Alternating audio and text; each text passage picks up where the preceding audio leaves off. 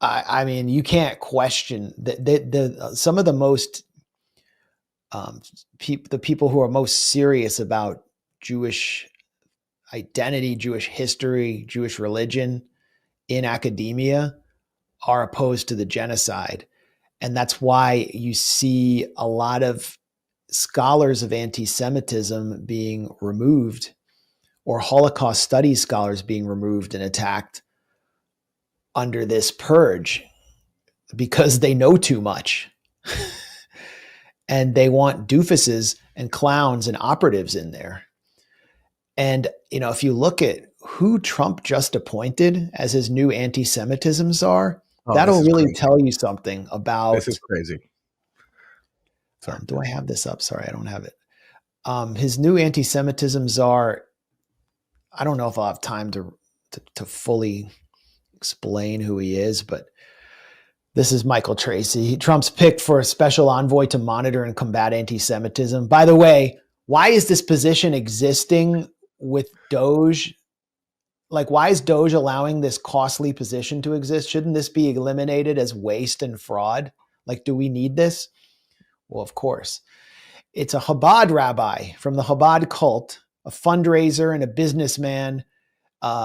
He runs a company. I'm annotating this, called Ruscap, which makes water out of air, and is a military contractor, which sends water fountains to the military that supposedly make water out of air. His name is Yehuda Kaplan, whom he met through Miriam Adelson. He is an Adelson operative. Trump's political empowerment of quote unquote ultra-Orthodox Jewish movements is a unique feature of his recent activities. There's Miriam Adelson, Israeli intelligence asset, Likudnik warlord, Trump, and Yehuda Kaplan. And Kaplan is very influential in the Trump administration. Deborah Lipstadt was a Holocaust scholar who served as anti-Semitism czar under Biden. Very Zionist, disgusting figure. But this character doesn't even try to hide it. By the way, he was born in Israel. He's an Israeli. He says the situation to Jews in America is similar to that of Jews in 1930s Germany. And he loves Trump calling out Islamic radical terror and the threat of Iran. I'm not really feeling like I'm in 1930s Germany.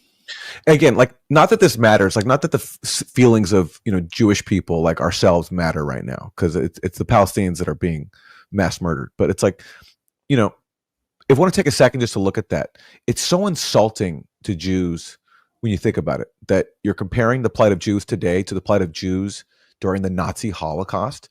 You're completely trivializing their experience. My Nuremberg laws.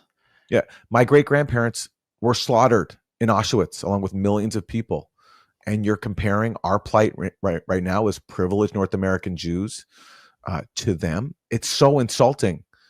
And of course, I don't want to spend too long being outraged about this, because our feelings don't matter right now. It's Palestinians that are undergoing the current Holocaust. But the fact that they can say this out loud, it shows not only their contempt for Palestinians and Arabs, but also just for Jews and the actual Jewish experience of the Nazi Holocaust. Otherwise, how could they possibly trivialize it in this way? It's so insulting. It's pathetic. But yet it's so popular now. And, Dana Bash was, this is not confined to just like Trump appointees. This is like liberals as well. Dana Bash of CNN also talked about the atmosphere on college campuses being similar to 1930s Germany. So this like self-victimization and this insult to the legacy of the Nazi Holocaust, it's bipartisan. It's widespread. It's not just the like Trump MAGA camp fringe, like Zionist fringe of the MAGA camp. It's also enlightened liberal journalists. Well, yeah, and if you feel like the Goyim are mad at you, maybe you should stop supporting the self-proclaimed Jewish state that's reenacting the Nazi Holocaust. That might be a good idea. I don't know. Speaking of the Holocaust, the Rebbe, the Moshiach, the Messiah of the Chabad cult, Rabbi Menachem Schneerson, who's like this holy figure to them, he wasn't just a Holocaust denier. He was kind of a Holocaust supporter. He believed the Holocaust was a good thing and compared it to a limb being amputated. And he placed the blame for the Nazi genocide on Reform Judaism, on Jews not being religious enough. It is clear that evil descends from above, and buried within torment and suffering is a core of exalted spiritual good. It is quite possible that a physical affliction is good for the spirit. This is what he said at Kfar Chabad, which is like a fake city built between Tel Aviv and Jerusalem, where a Brooklyn brownstone is created in the midst of historic Palestine to recreate the home that Menachem Schneerson grew up in Brooklyn. I've actually been there. Yeah, the Holocaust was a good thing because it lopped off a disease-ravaged limb of the Jewish people in order to cleanse the Jewish people of its sins. Oh, And many of those Jews were in the Socialist Bund, which was a major Jewish organization in Eastern Europe and also the Soviet Union, but all across Eastern Europe, which believed that Zionism was an abomination and resisted Nazism. And, many of them participated in the fight against Nazism. And those are the people that Rabbi Menachem Schneerson condemned. Disgusting figure, disgusting cult. I've been among them. I went to Israel with them through the Birthright Israel program. Not that I knew they were on my trip, but they were like our guides. And the whole point of Chabad is, and they're fun. Like you get drunk with them, and like they party, and they do like cool like b-boy style dances. Like it's kind of impressive. And they understand they're really into Kabbalah and numerology, but that's all kind of like a tactic with secular Jews like me, or ostensibly secular, to bring us in to their cult. They are the only Jewish sect that proselytizes, but they proselytize among Jews. And now it appears that they're proselytizing or currying influence and favors within powerful sectors of the international right wing. The Trump administration has a very special relationship with the Chabad cult, as does Javier Milei, who is basically a member of it and I think is converting to Judaism and was recently honored by Chabad in Miami. But here's Trump and Howard Lutnick paying homage to Rabbi Schneerson during back in October. They're making a pilgrimage to Schneerson. I've never seen an American president do this. And this is like a cult-like figure. They believe he's the Messiah who will come back to earth and establish a holy reign, and who believes that Gentiles are subhuman. That's Howard Lutnick from Cantor Fitzgerald to Trump's right. I mean, this is like something out of an anti-Semitic fantasy. And you wonder why if anti-Semitism is rising, you wonder why. Like, this is not someone that a president should be praying to. And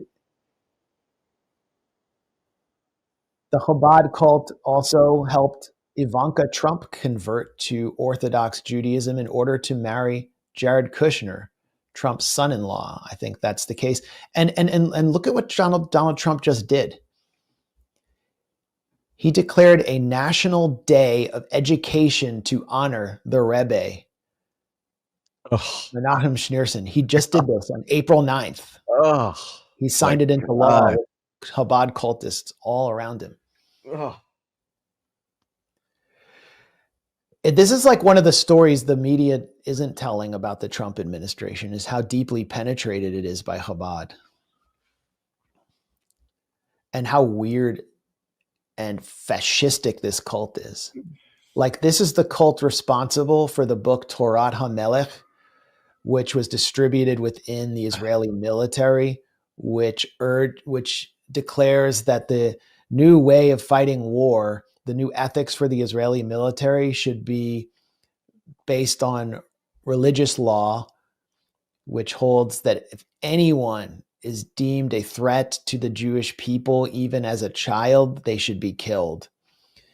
And the book was actually um, unofficially banned by the Israeli General Security Services.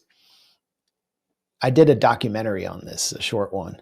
It's online, because I went to an event where some of the chief state-funded rabbis in Israel got up and defended the book. And the two rabbis, one of them is named Yitzhak Ginsburg from the most extreme yeshiva in the Yitzhar settlement north of Nablus, were called in for Shin Bet interrogations. And they just basically said, we're not coming. And nothing happened. But they come from Chabad. Chabad is very influential in the settlements. It is like the most extreme sect of ultra-Orthodox Judaism. And it's got huge influence in the Trump administration, which, should make us concerned about every Trump policy relating to the region, including war on Iran, censorship, attacks on the First Amendment.